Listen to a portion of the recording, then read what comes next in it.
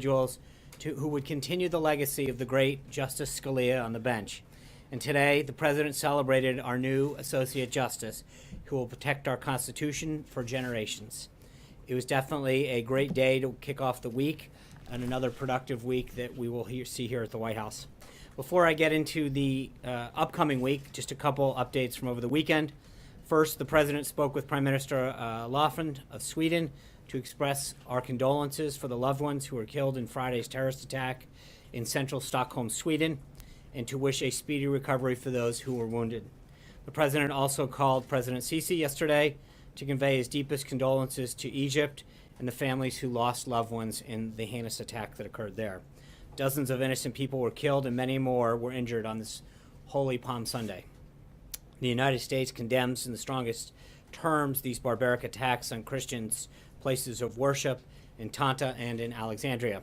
The President also spoke with the King of Saudi Arabia, the Prime Minister of Japan, the acting President of South Korea, all about the United States' military strike on the airfield in Syria.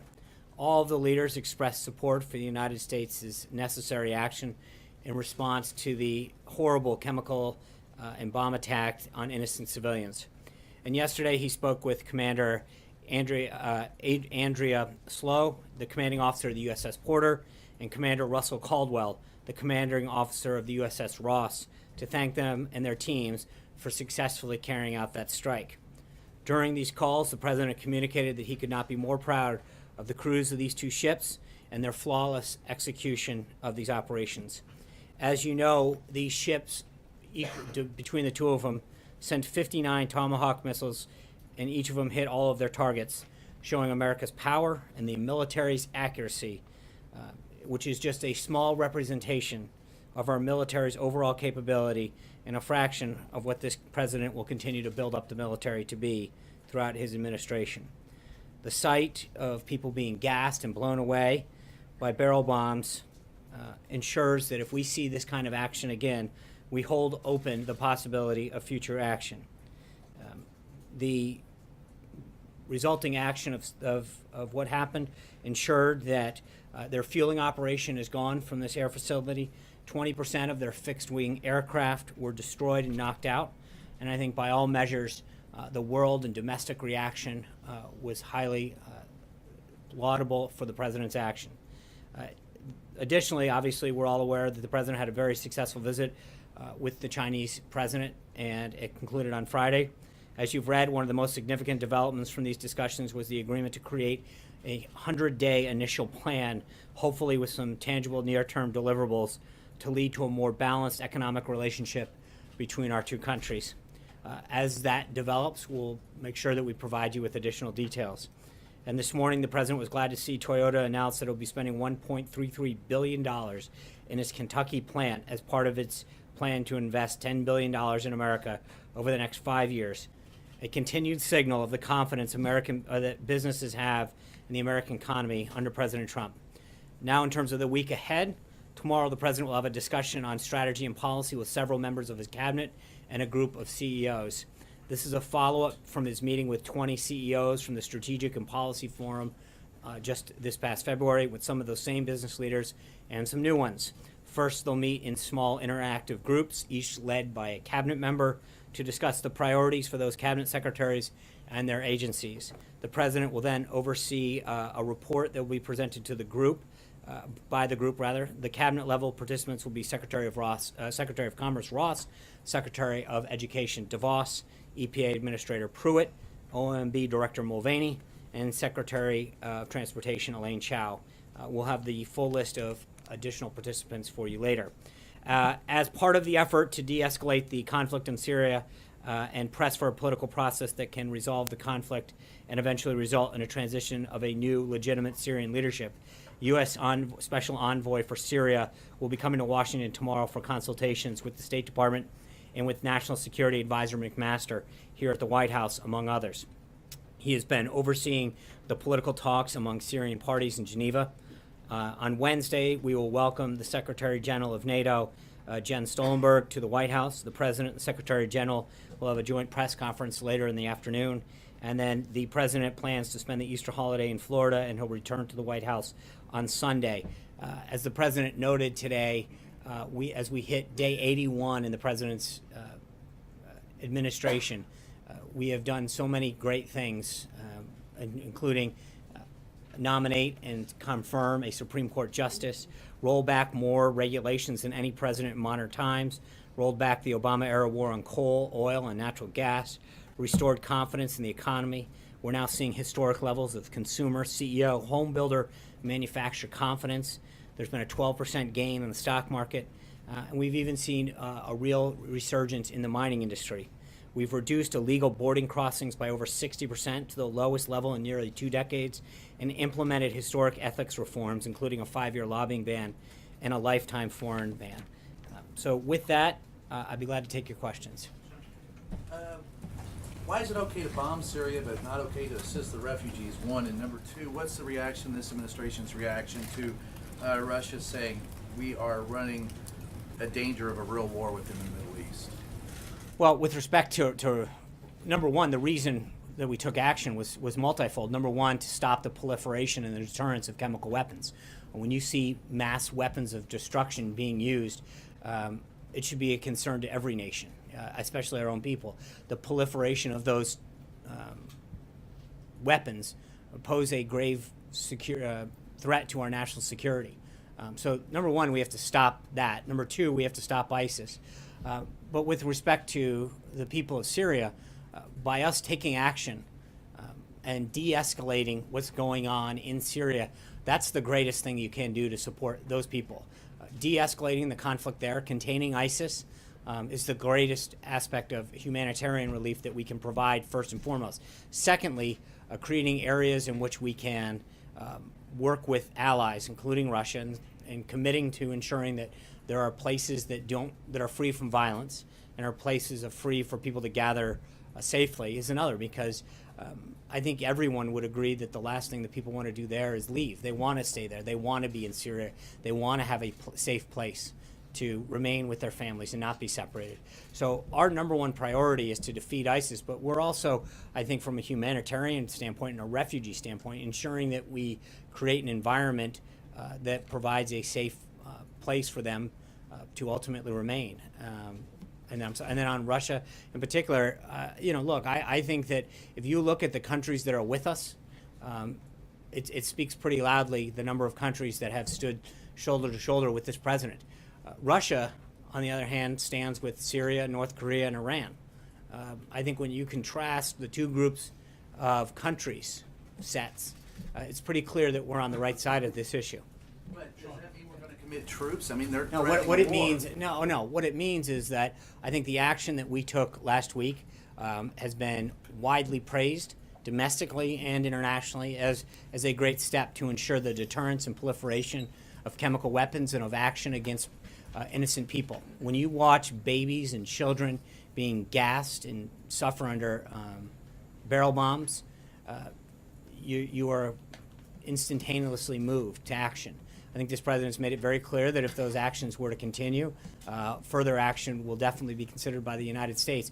We continue to urge further the world community to join us in this, in both stopping the deterrence and proliferation of those use of those weapons, but then further trying to create a political environment that will result in new leadership. Those are very important. They go hand in hand. Building a coalition, or I think we have a coalition. I mean, again, I think if you look at who's not with us, it's a pretty small group, and not a group that too many people are looking to bring on board. I mean, you've got Iran, Syria, North Korea, and Russia on one side of this. That's a pretty small group. Thanks, John. President Trump has spoken out extensively about the crimes of Bashar al-Assad in Syria. Does the president consider Assad a war criminal, and does he believe Assad should eventually appear before the ICC? I think right now the focus is twofold. One is defeating ISIS, and the second is creating the political environment necessary for the Syrian people to have a new leadership there. I don't think that there's I can't imagine a stable and peaceful Syria where Bashar al-Assad is in power. I think we all recognize that happens, and there can be a multi-pronged approach where you're ensuring that ISIS is contained and there's a de-escalation of the proliferation of chemical weapons, at the same time creating the environment for a change in leadership. But does the president believe Assad has committed war crimes? I think that there's a court that decides those things, and obviously there's a reason that well, clearly the actions, when you take an action against the people that he has, and I think we feel unbelievably confident in the intelligence that we have. But again, that would be something for a court to decide. Charlie. A lot of people are talking about what the Trump doctrine is on foreign policy, what it may or may not include, and the president's even stated that he was very flexible. Do you know what the Trump doctrine is on foreign policy, and can you explain it to us? Yeah, I think the Trump doctrine is something that he articulated throughout the campaign, which is that America's first. We're going to make sure that our national interests are protected, that we do what we can to make sure that our interests, both economically and national security, are at the forefront. We're not just going to become the world's policeman running around the country, running around the world, but that we have to have a clear and defined national interest wherever we act, and that it's our national security first and foremost that has to deal with how we act. Action in Syria fits in that doctrine? Absolutely. I think if you recognize the threat that our country and our people face, if there is a growth of use or spread of chemical weapons of mass destruction, the proliferation of those, the spread to other groups, is a clear danger to our country and to our people. Kristen. John, thank you. I just want to follow up on what you were saying about Bashar al-Assad. Are you saying that defeating ISIS and getting Bashar al-Assad out of power through a political process should happen at the same time? I think, I'm not trying to how you sequence them, but I don't think they're mutually exclusive. I don't think that you have to do one other than others, but I think they kind of go hand in hand. As you reduce ISIS's strength, as you de-escalate the conflict in Syria, the political environment to remove him becomes stronger and stronger. And just to be clear, Secretary Tillerson over the weekend said we can navigate a political outcome in which the Syrian people will determine Bashar al-Assad's fate and his legitimacy. Nikki Haley seemed to align more with what you were saying. She said in no way do we see peace in that area with Assad as the head of the Syrian government. So who better reflects the I don't think those are mutually exclusive statements, because I think that you can. One of them saying we don't see peace with him in charge, and the other one is saying we need to have him gone. I think that's the point of both. The goal for both of them, the goal for the United States, is twofold. As I've stated, it's one, to make sure that we destabilize Syria, destabilize the conflict there, reduce the threat of ISIS, but then secondly is create the political environment, not just within the Syrian people, but I think you can have work with Russia in particular to make sure that they understand that Syria, backed up by Russia's own accounting, should be held accountable for the agreements that it's made with respect to its international agreements on chemical weapons alone. And can you defeat ISIS with Assad still in power? Yes, sure, but I think that I think you can defeat ISIS with him in power. I think that obviously, to your point, it's not like there's a single track that says you have to do. I mean, if we can get both at the same time or one happens after another, that's fine as well. But I think that we obviously, the number one threat that America faces is ISIS in that region, and we've got to make sure that we do everything we can to do that. And just finally, when Secretary Tillerson meets with his Russian counterpart, what is his specific message going to be? Is he going to threaten potentially more sanctions if Russia doesn't get involved? I think he's on his way there tomorrow, and I'll let Secretary Tillerson talk about his meeting with Foreign Minister Lavrov. I think there's a lot of things to obviously discuss. The overall fight on ISIS, but I think with respect to Syria in particular, I think we need to remind them of the commitments that they've made and the commitments that Syria's made. And I think that, I think that first and foremost, we need to make sure that we all understand what the situation is on the ground. There's no question who acted in this case and what Syria did.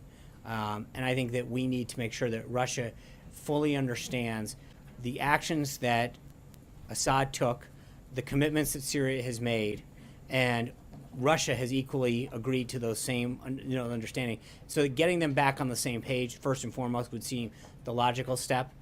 But secondly, and I guess equally as important, is to make sure that the areas where we can find a commitment to defeat ISIS is something that we share. Major. So would the president want the Secretary of State to put the threat of sanctions on the table to get Russia's attention in this matter? Because the Secretary of State said Russia is either complicit or incompetent. What does the president believe Russia actually is in this matter? Well, look, we'll have plenty of time to discuss how those talks go. I don't want to. The one thing the president's been very clear on from the get-go is he doesn't like to telegraph all the cards that he has. I think he wants to see how that conversation goes with Secretary Tillerson. If we can get them to agree to commit to action on defeating ISIS, get them. Well, I think that's what they're going to have a discussion about. I think that we need to see what goes beyond rhetoric and where that talk starts, and what they're willing to commit to in action. I think that's important. To get ahead of this right now, before they meet, is not something I want to do. I'd like to let Secretary Tillerson meet with Lavrov, have that conversation, and then report back. Jen? Yeah. Just more quickly about the White House itself. What is the president's perspective on the ability, the current ability of his senior advisors to resolve their ideological differences, resolve their personality differences, and work as a team? He's very confident in that. Because this is the same group with the same ideologies, the same strengths. They came together for a common purpose to win a campaign.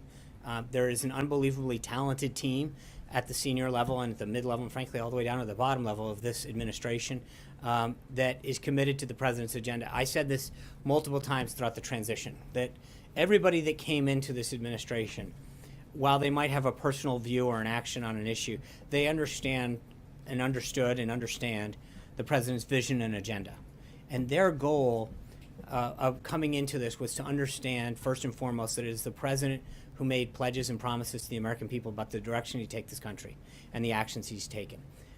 And he is doing that, and I just read off a series of them in terms of the judges that he's appointing, the Congressional Review Act pieces of legislation that he signed, the executive orders. When you look at the actions that he's taken and the results that he's getting, 60% down on the border, nobody would dispute the fact that immigration was a hot topic during this campaign. And the president's actions are seeing results. And I think you're seeing it both on the market and on our national security front. So he understands that we have some pretty smart, talented individuals who are opinionated on a lot of subjects, but that our battles and our policy differences need to be behind closed doors.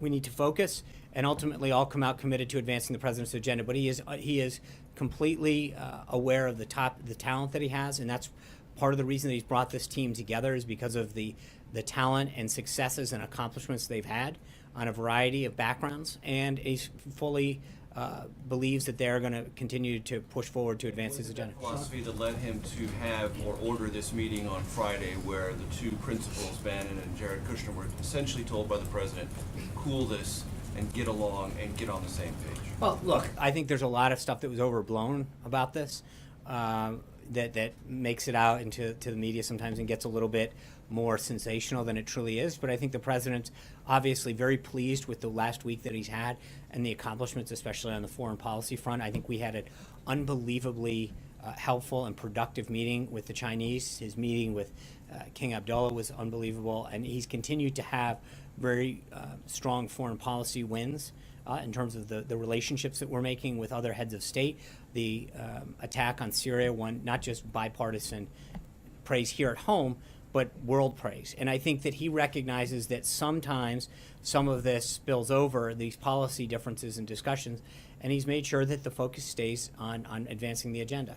So, Sean, thanks. Yeah. If you're saying one of the priorities is to see a regime change in Syria, how far is the president willing to go to see Bashar al-Assad out of power there?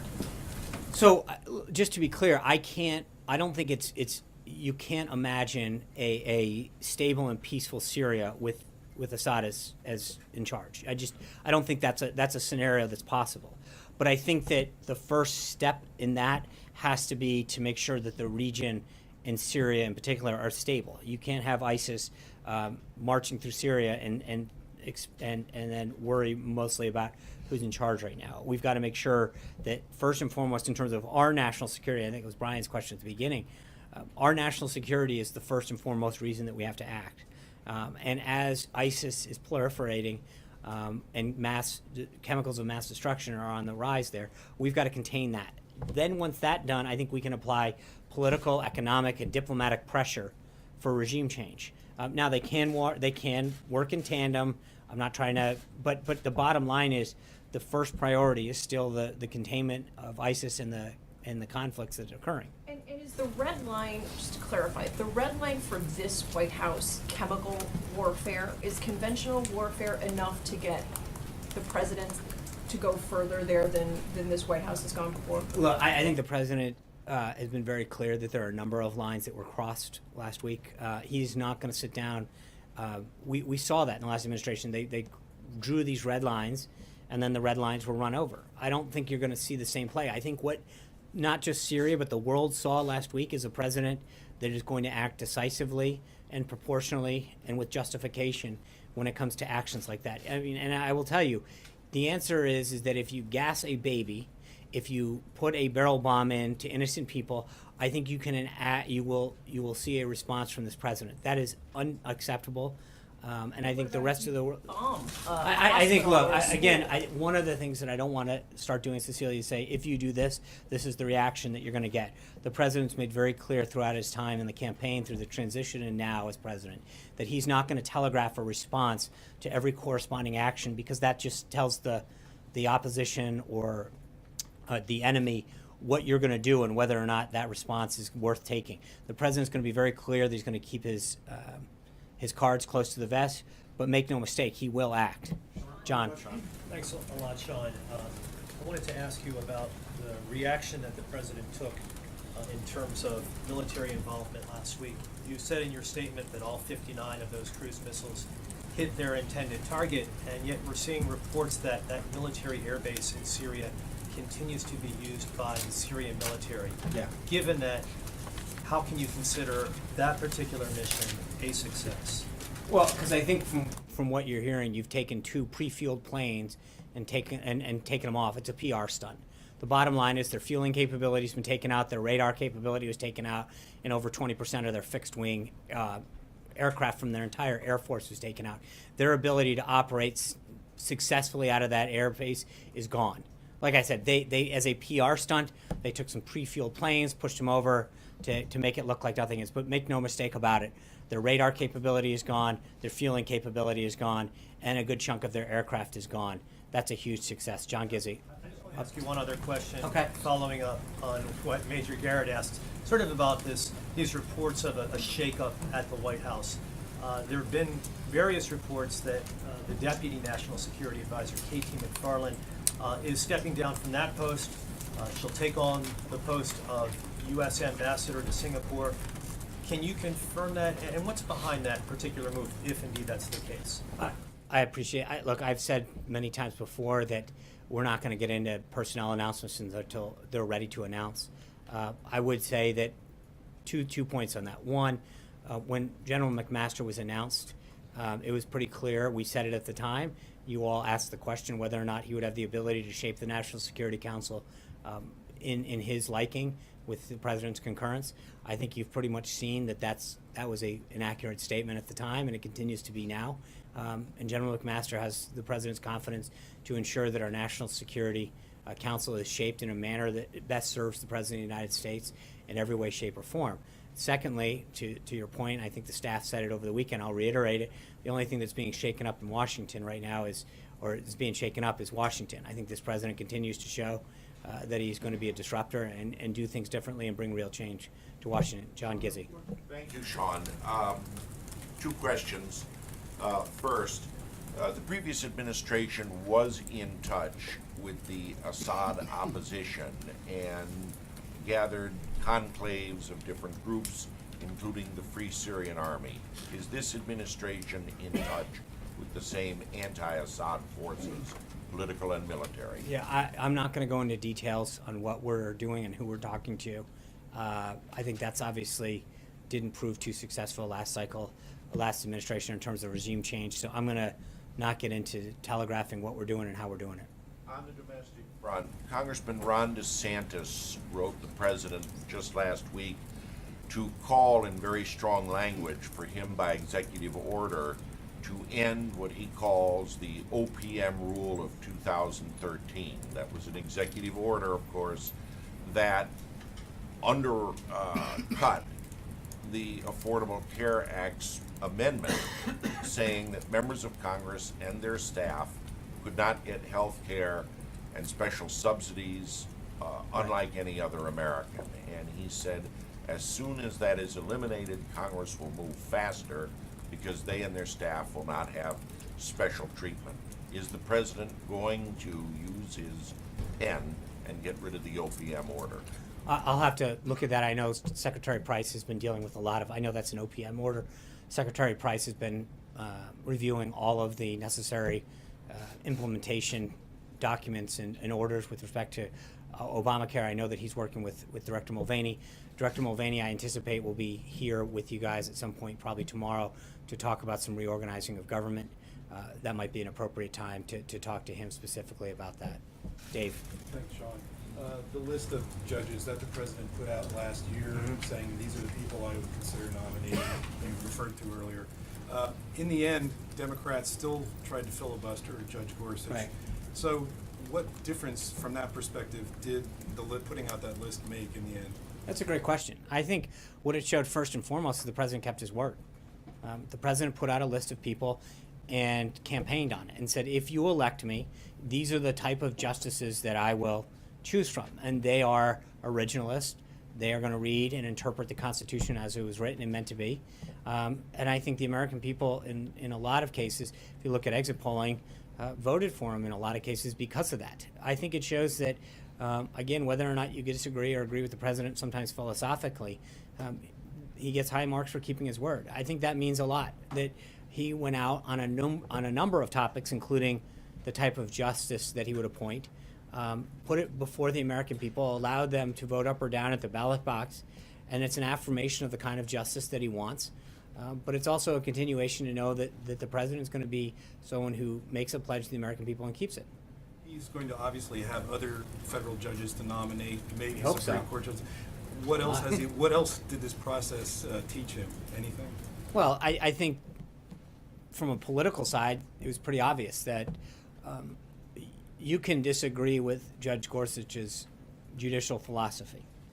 But I think by every standard, he was a very highly qualified justice. The American Bar Association rated him their highest. The people who have worked for him in the past, his judicial record in terms of the number of cases where he was in the mainstream and Democratic appointees sided with him. And I think it basically showed the president that trying to work with Senate Democrats wasn't really was somewhat of a futile task. That these were people that made up their mind by and large, regardless of who the person was, and we're going to vote it down. That would probably be the biggest lesson. But it also shows that when you've got the right individual, you've got someone who's eminently qualified. We're gonna succeed in getting them done. Blake. Let me turn your attention to tax reform real quick, and I've got a few. There's a report out there that says the president has basically gone back to the drawing board as it relates to taxes. Yeah. Is that accurate, or No. does he still, what he put out there on the campaign trail, is that still the backbone of what he wants to see get done? Yeah, I mean that's the backbone. But I think that what you're seeing is us going through this process of his economic team, everyone from Secretary Mnuchin to Secretary Ross to Gary Cohen and others, sitting down internally and beginning that process of meeting with groups that have been advocating for tax reform since 1986, kind of the ink on that one dried, and starting to meet with outside groups, industry groups, individuals, members of Congress, to get their input. This is going to be a major undertaking, and I think we want to make sure that we listen, have their ideas and their input as we move forward.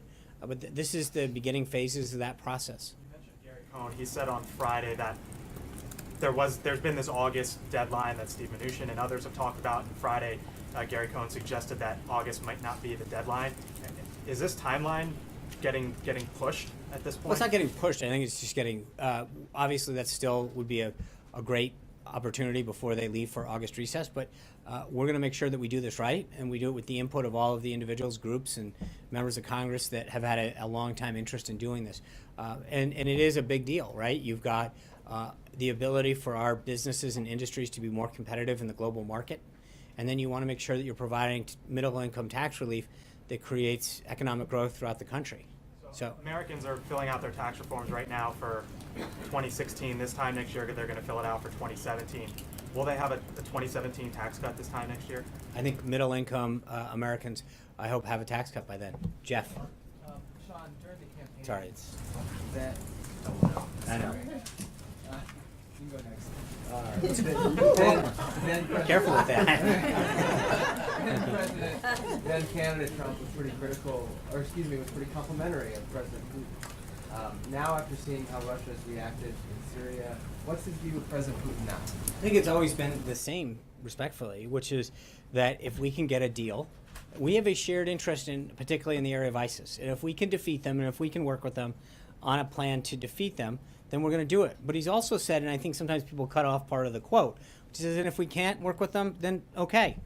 But the president came into office to really focus on two fronts: keeping our country safe and growing our economy and putting people back to work. And I think if Russia or any other country can help us achieve those two goals, either through market access and additional products and services from the United States into a major marketplace, but more importantly, it helps keep our country safe through a combined effort to defeat something like ISIS, especially in a place like Syria where they're playing so prominently, then I think we want to work with them. But if we can't get a deal with them, then the president's not going to be disappointed, but he would like to do what he can to work with these individuals to make it happen. Jim. Would you still describe him in the same way that he did several months ago as a leader who he viewed as stronger than President Obama? I think we'll wait and see. We're 81 days in. I think Secretary Tillerson will have a lot of information after he meets with Foreign Secretary Lavrov. Ask you one other question on trade. Did you mentioned the 100 days agreement that the president and President of China agreed on? Did China offer to give the U.S. some concessions on beef exports and financial investments as part of that? Yeah. Look, this is an initial working plan that they're going to try to hammer out what that 100 days looks like. And then they call them like way stations. Like, what are those stops between 100 days and now that would be things that both sides would be looking at? And I think obviously beef exports and additional market access in China, intellectual property, the ability to have foreign ownership, especially in the services industry, is something that has been a big prize of U.S. exporters and industry for a long time. But it is something that is being hammered out as we go forward. So that's the plan, was to put together a plan, and there's a lot of pieces that both sides would like to see in there, and these benchmarks between now and those 100 days. But that plan is something that they talked about putting together during the over day that they met together. And it is something that the counterparts are now going to continue to flush out. So there's a lot of topics that got put on the table. We're going to see how that works. Jim. Thank you, Sean. What is the status of, and a multi-part question, what is the status of the renegotiation of NAFTA, and what is the White House doing to tweak NAFTA in U.S. interest? And is there concern about getting it done before the Mexican elections heat up at the end of the year? Well, the first thing with respect to trade is, we need the Senate to approve Robert Lighthizer as the next U.S. trade representative. That's obviously, USTR drives that. And so our focus is getting that done, and it'll be ready to go. We still have an official 90-day notification that we have to give Congress. And so once we get Ambassador Lighthizer confirmed, we'll be ready to probably announce a better work plan on that. But as of right now, that's not there. Jeff Zeleny. Mr. Trump, as a private citizen, had a lot to say about Syria. One of the things he said that the president, then President Obama, needs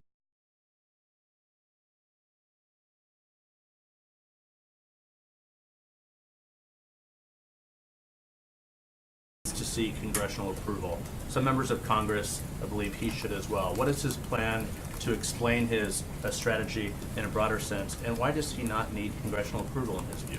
I think Article 2 of the Constitution is pretty clear that when it's in the national interest of the country, the president has the full authority to act. He did that.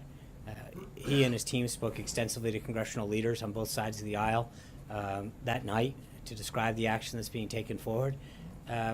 So I think we have fully fulfilled every obligation, but the power vested in Article 2 is very clear with the president's ability to act. In terms of things happening here at the White House behind the scenes with his staff members, obviously there were some ideological and policy differences on this particular military action last week. Does the president believe, or do you believe, that this has been smoothed over in the short term, or there has been a long-term solution to the fighting between Steve Bannon, Jared Kushner, and others? Are you talking specifically with Syria, or are you talking? Specifically with Syria, there was a disagreement, but is this a short-term fix to this problem, or do you believe, does the president believe, that there is a longer-term fix to this infighting that has really plagued his administration? Well, again, I'd say a couple things, Jeff. One is a lot of this is frankly overblown. But number two is the reason the president's brought this team together is offer a diverse set of opinions. He doesn't want a monolithical kind of thought process going through the White House. He wants a diverse set of opinions. He is the decider. He has people come in and give him a variety of options and plans. He went back and forth over that 72-hour period where he wanted additional options, additional explanations and questions answered.